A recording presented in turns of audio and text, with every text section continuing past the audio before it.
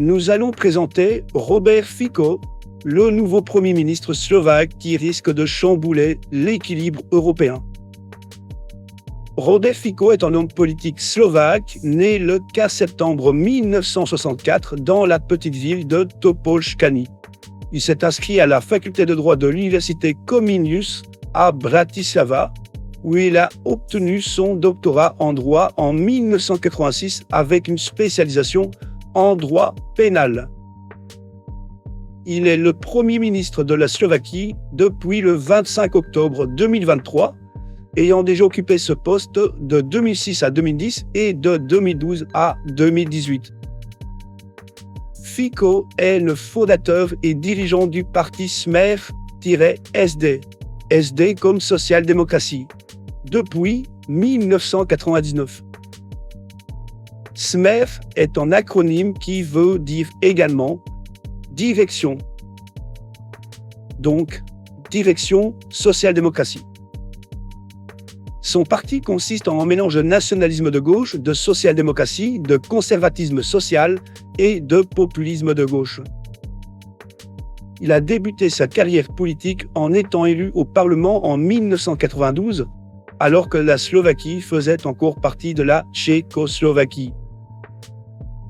Fico a remporté les élections parlementaires de 2006, formant ainsi le premier cabinet Fico. Il a alors aboli les frais médicaux pour les patients, contribuant ainsi à l'accessibilité des soins de santé. Après sa défaite aux élections présidentielles de 2014, il a retrouvé le poste de Premier ministre suite aux élections de 2016. Cependant, en mars 2018, Fico a démissionné en raison de la crise politique liée au meurtre du journaliste d'investigation Jan Kuciak. Fico s'oppose à l'envoi des armes à l'Ukraine par la Slovaquie.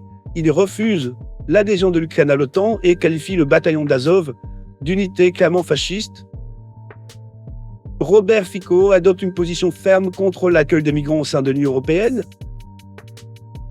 Robert Fico a rarement évoqué sa vie religieuse en public, mais il a déclaré dans sa demande d'adhésion au Parti communiste en 1984 qu'il était strictement athée, ce qui indique une position laïque.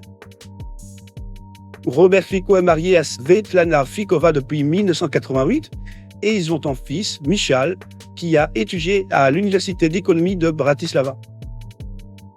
Robert Fico a été accusé d'avoir plusieurs relations extraconjugales, notamment avec Katarina Dlajalova, une ancienne employée du bureau du procureur, qui a ensuite travaillé pour le parti Smer-SD.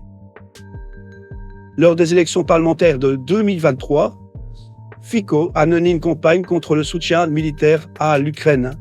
Son parti a remporté le plus de voix avec 22,95% des voix. Après avoir réalisé une coalition, il a été reconduit dans ses fonctions de Premier ministre.